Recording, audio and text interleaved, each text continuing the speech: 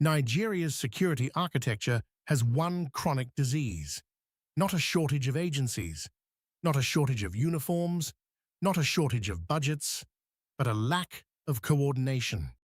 The left hand often does not know what the right hand is doing. Intelligence sits in silos. Agencies protect information like territory. And sometimes multiple security institutions are tracking the same threat without talking to each other properly. People lose their lives in those gaps. Today, President Tinubu introduced a new variable into that equation.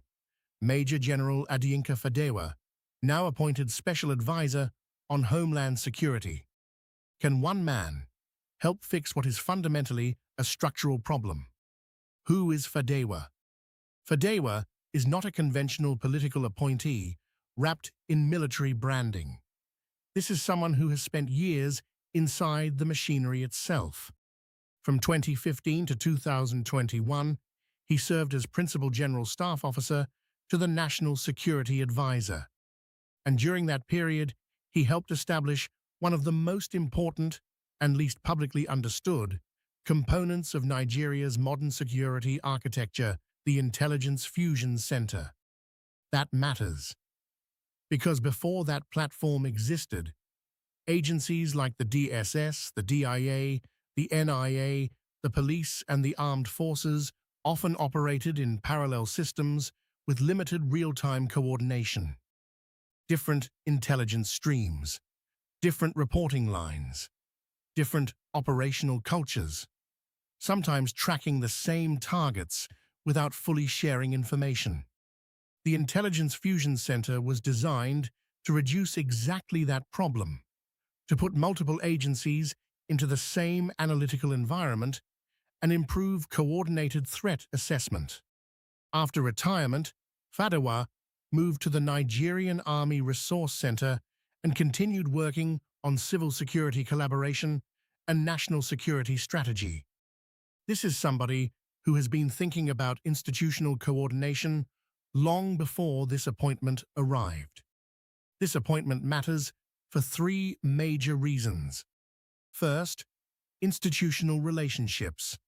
Security coordination is built on trust, and trust inside intelligence and security systems takes years to build. Fadewa already knows the ecosystem, the agencies, the personalities, the rivalries, the friction points, and the operational realities inside the system. That institutional familiarity matters enormously in a country where interagency cooperation has historically been inconsistent. Second, this is not starting from zero. The Intelligence Fusion Center already exists, which means if this new Homeland Security role is designed to strengthen coordination infrastructure, there is already a platform to build upon. And third, the framing of the office itself is important. This is not another defense ministry position. This is not another service command.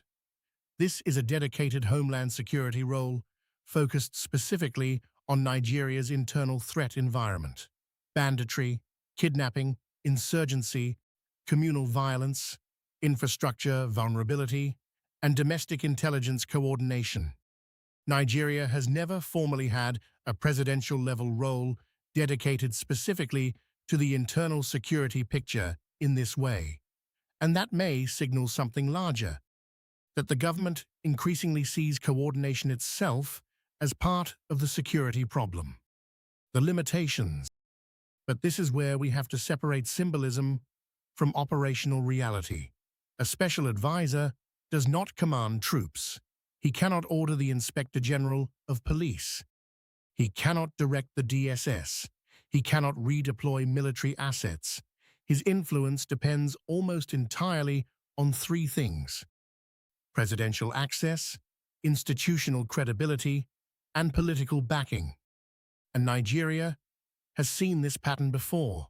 New officers, new committees, new task forces, new coordination structures, while insecurity evolves faster than the institutions responding to it. Because the deeper challenge is not simply administrative inefficiency. Interagency rivalry in Nigeria is structural. Security institutions protect intelligence access, operational territory, budgetary influence, and political relevance. Those cultures do not disappear because a new advisor arrives at the presidential villa, which means this role only works if President Tinubu genuinely empowers it.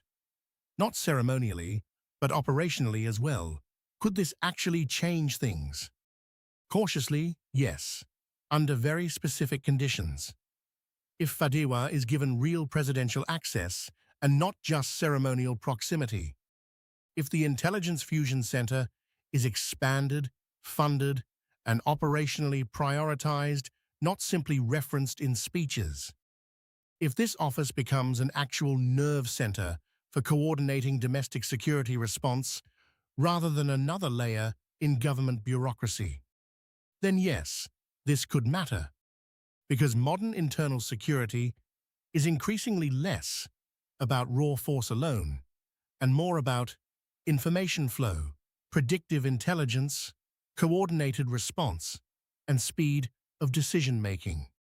And Nigeria's security architecture has historically struggled in exactly those areas. The appointment itself is the easy part. The real test begins now. What happens in the first 90 days will tell us everything.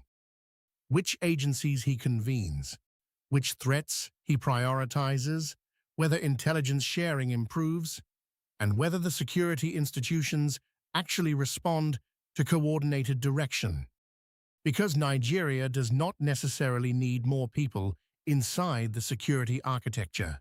It needs the institutions already there to work together more effectively than they do today.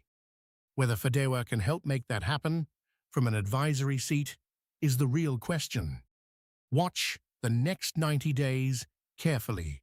That is where the answer lives. That's a wrap on today's Political Pulse episode. If this broke it down the way it needed to be broken down, subscribe, hit the like button, and share this with someone who needs to understand what's really happening in Nigerian politics.